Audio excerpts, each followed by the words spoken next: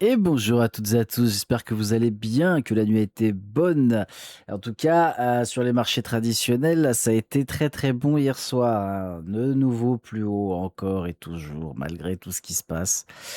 Bon, ça me fait doucement rire, mais bon, c'est comme ça, il faut profiter, de ces plus hauts, de ces plus hauts, de ces plus hauts. Toutes les news sont excellentes, toutes les news sont bonnes. Vous savez ce que je veux dire. Allez, ladies and gentlemen, écoutez, ce matin, on va débriefer deux-trois petits trucs. Le message que je vous ai mis hier concernant la réunion de la SEC, qui devait avoir lieu aujourd'hui, a finalement été annulé, pour cause d'imprévu dans le calendrier. Alors les mecs se sont trouvés un imprévu dans le calendrier, même pas 24 heures avant la réunion. C'est fort quand même. Ils sont bons. Putain, ils sont doués. Ils sont super doués les mecs, c'est impressionnant. Allez, ladies and gentlemen, on attaque le crypto café et comme d'habitude, il y en a à débriefer.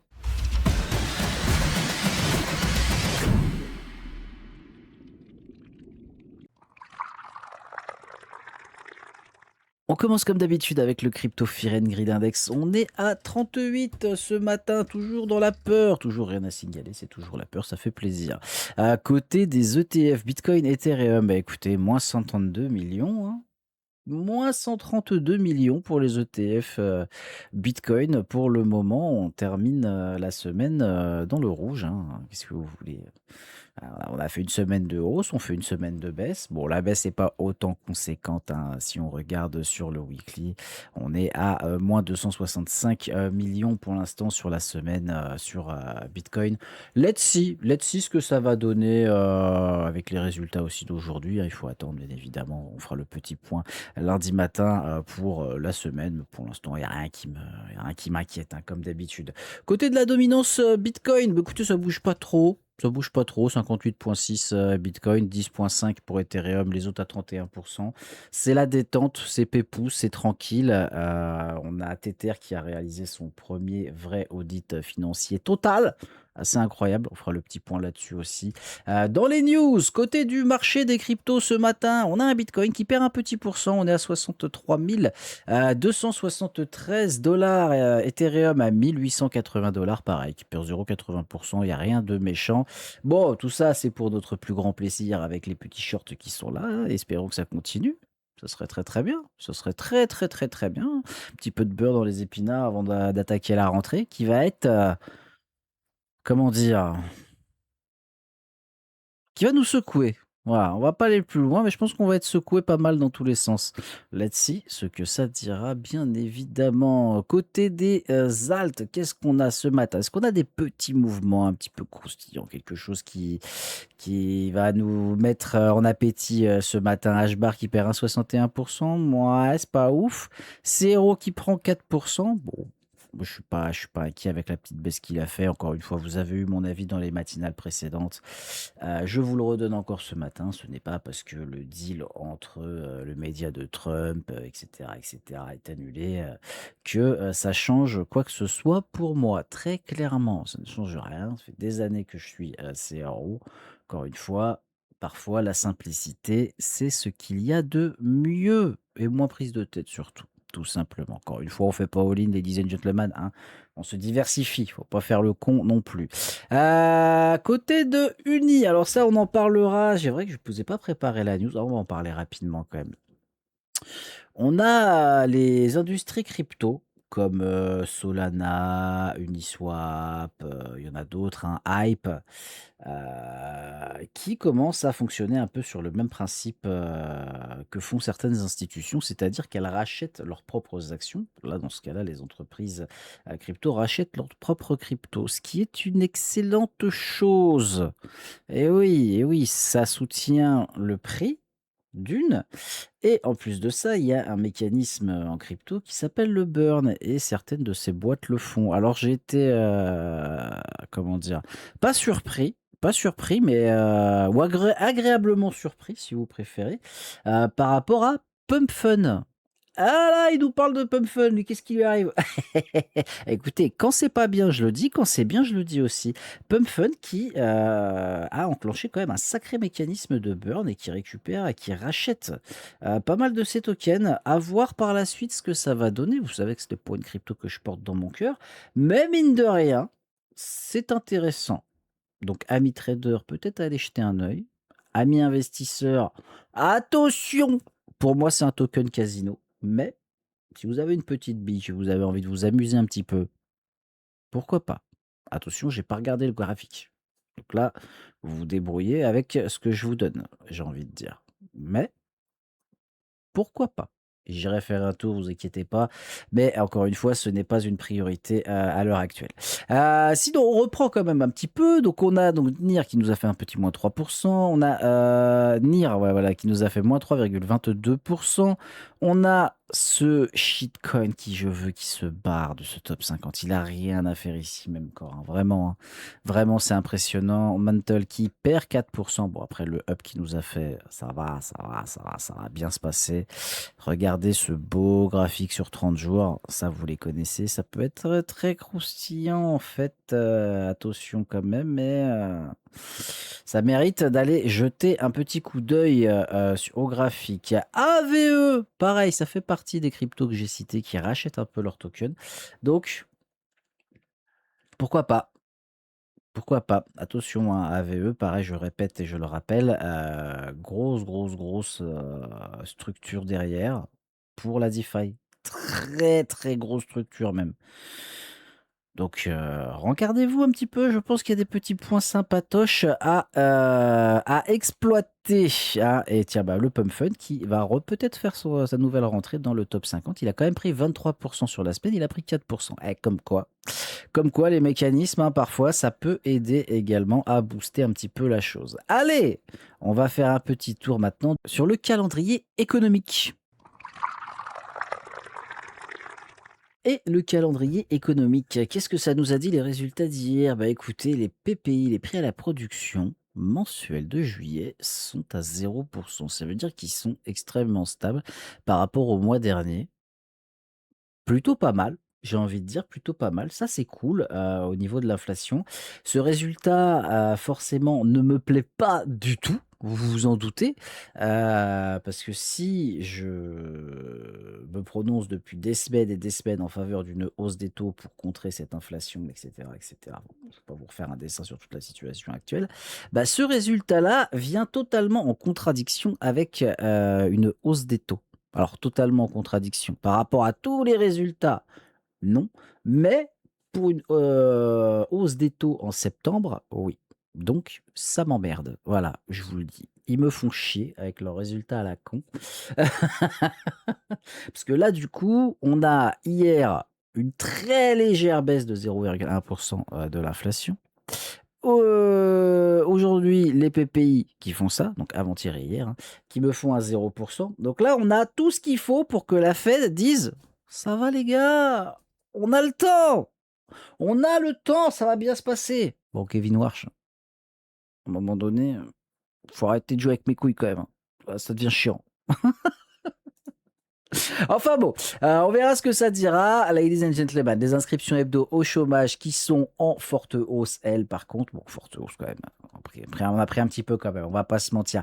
Est-ce que c'est étonnant? Est-ce que c'est étonnant? La Coupe du Monde, c'est fini en juillet. Ah, bah non, du coup, c'est moins étonnant. Ah, bah oui, il y a moins de gens qui bossent. Ah, dommage. Dommage, dommage. On verra ce que ça dira. Côté des news de ce jour, les ventes au détail principales mensuelles attendues en hausse et les ventes au détail classiques, hein. Pareil, les mensuels qui sont attendus en baisse. J'attends. Voilà. Maintenant, je me prononce plus sur ce genre de résultats, surtout les ventes au détail principales. C'est pas forcément ce qui m'intéresse. Mais, mine de rien, ça a un petit poids dans la balance. Pas énorme, mais c'est un petit poids dans la balance. On verra ce que ça dira. Encore une fois, aujourd'hui, j'ai pas l'impression qu'on va avoir grand chose à se mettre sous la dent, surtout avec les nouveaux plus hauts que nous ont fait les grands marchés financiers hier. Fort sympathique cette affaire.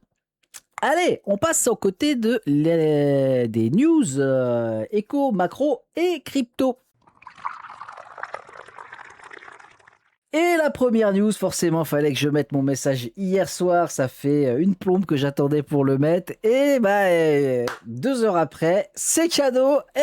Et on annule la réunion pour voter les règles. Merci la SEC, vous me faites chier, très clairement. J'arrête pas d'attendre ce truc depuis un moment pour enfin avoir quelque chose de croustillant à me mettre sous la dent parce que vous le savez, la Clarity, elle est reportée au 15 septembre, bien évidemment, hein. De toute façon, vous avez déjà mon avis pareil sur la Clarity Act.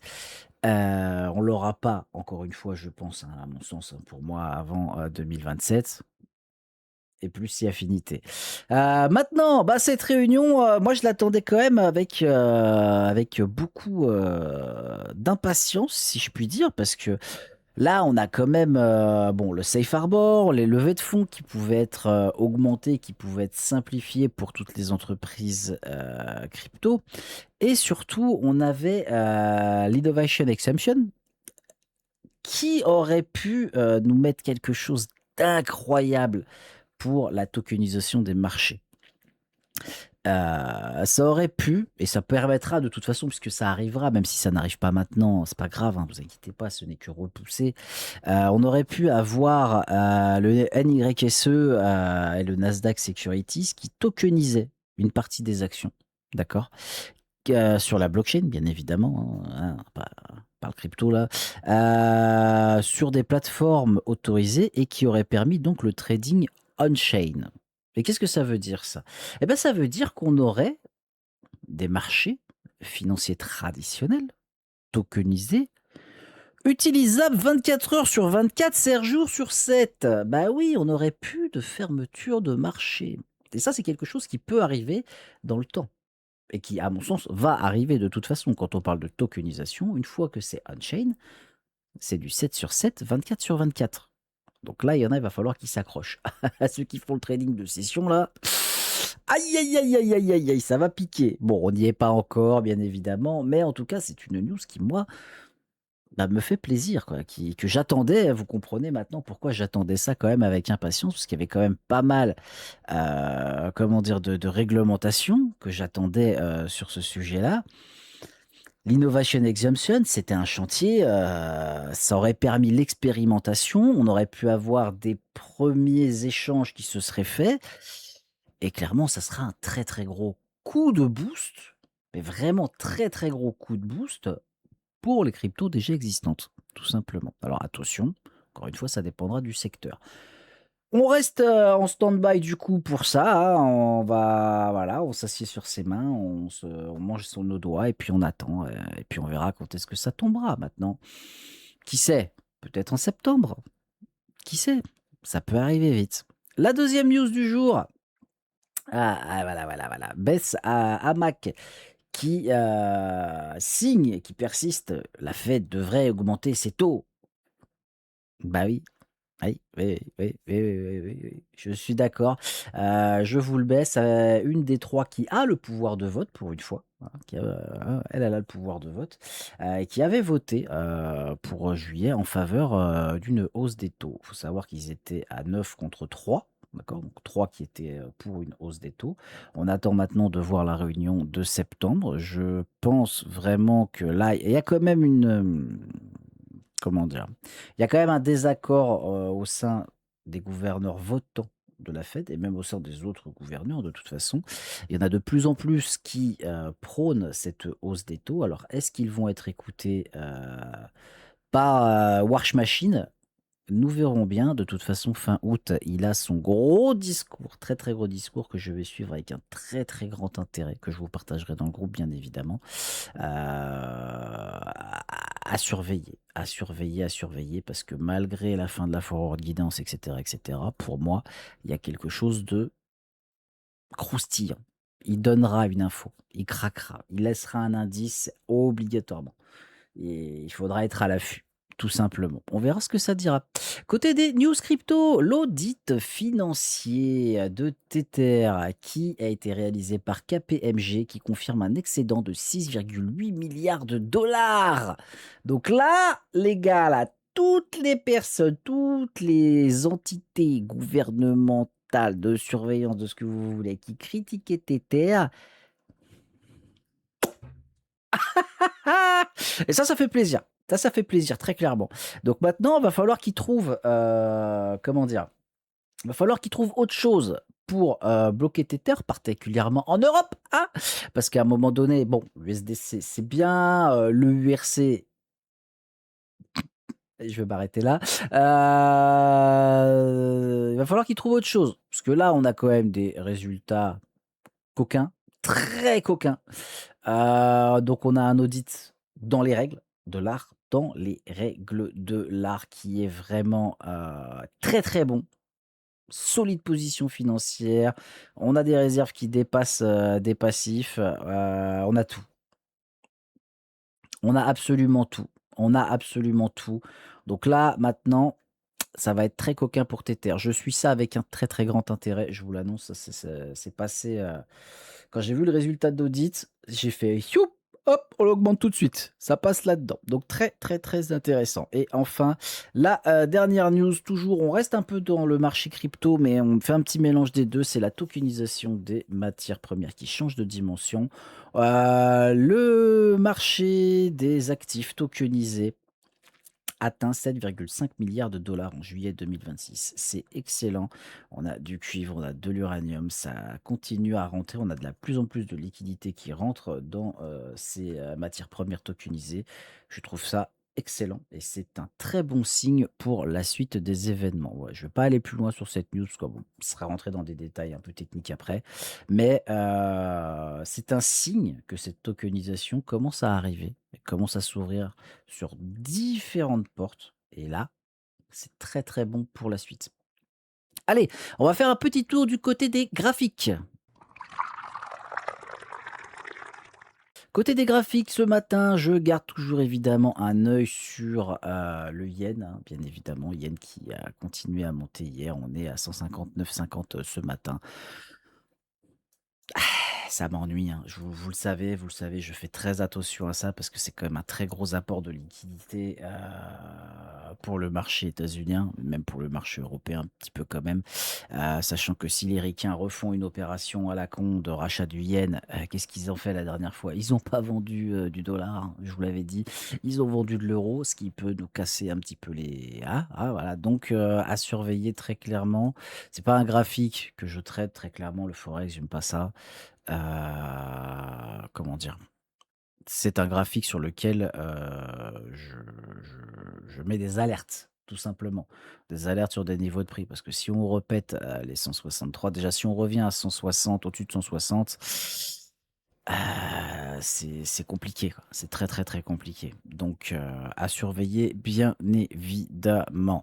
Je continue également, il faut que je relance mon abonnement TradingView, voilà. C'est cadeau. Il faut que je change de carte. Ouais, je vais faire ça tout à l'heure, mais c'est pas grave. Côté des obligations du gouvernement américain à 30 ans, bah, écoutez, on est toujours extrêmement haut. Signe, qu'il y a aucune confiance, dans les institutions pour régler le problème de l'inflation, tout simplement, voilà. Si je ne dis pas de bêtises et qu'on fait US 2 years, je ne l'ai pas forcément. Alors est-ce que je vais l'avoir? Tac, tac, tac, tac, c'est pas grave. On va faire le US 10. Voilà, le US 10. On est extrêmement haut. Bon, là, je suis en weekly. Voilà, on est extrêmement haut. Sur 10 ans, ça veut dire quoi? Encore une fois, les obligations, c'est quelque chose pour la diversification, ça peut être intéressant, hein, attention, hein. Ça veut dire que sur 10 ans, si vous achetez des obligations, américaines, hein, sur 10 ans, donc ça veut dire que vous vous engagez sur 10 ans, hein, un coupon, qui aura une échéance si vous l'achetez aujourd'hui au 15 août, 2036, et ben il vous rapporte 4,66 par an, OK? Et pour ne pas être remboursé, ça veut dire qu'il faut que le gouvernement américain fasse faillite. Je le dis parce qu'il y en a qui m'ont encore posé la question et oui, ça peut être très intéressant en termes de diversification. Surtout que là, les taux sont quand même coquins, très coquins. C'est quand même très, très coquin. Donc c'est intéressant, c'est à surveiller. Je vous retrouverai les 2 ans parce que c'est eux, qui donnent aussi la vision, court terme. très court terme, de ce que pensent les grands investisseurs. Donc bon, affaire à suivre. J'ai envie de dire affaire à suivre. Pour l'instant, on est plus dans une optique, où enfin ces dernières semaines en tout cas, cette optique où, la Fed ne baisserait pas ses taux, malheureusement, et ça va plus tôt il le ferait et moins pire ce sera, mais bon, pas grave, hein, ça nous fera de meilleures opportunités pour investir. Donc pour l'instant, on est vraiment dans cette optique où, la Fed ne baisserait pas ses taux, les coupons donc à très court terme pourraient baisser, ce qui ferait plaisir à tout le monde, pour pouvoir acheter et cetera, mais viendra un moment de toute façon, ils n'auront pas le choix, à moins qu'ils trouvent une solution pour contrer l'inflation sans monter les taux. J'y crois pas. Je n'y crois pas, très clairement.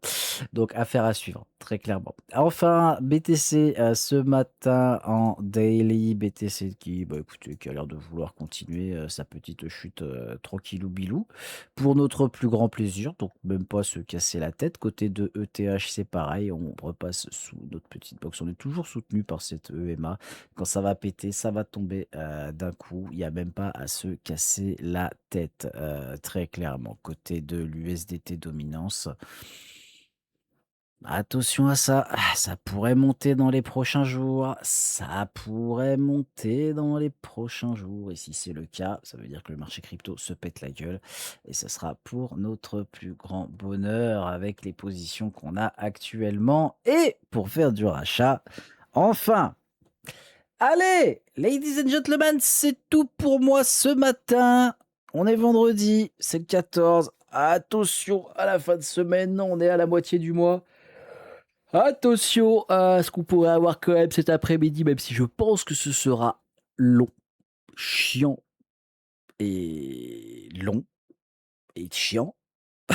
Voilà, vous savez.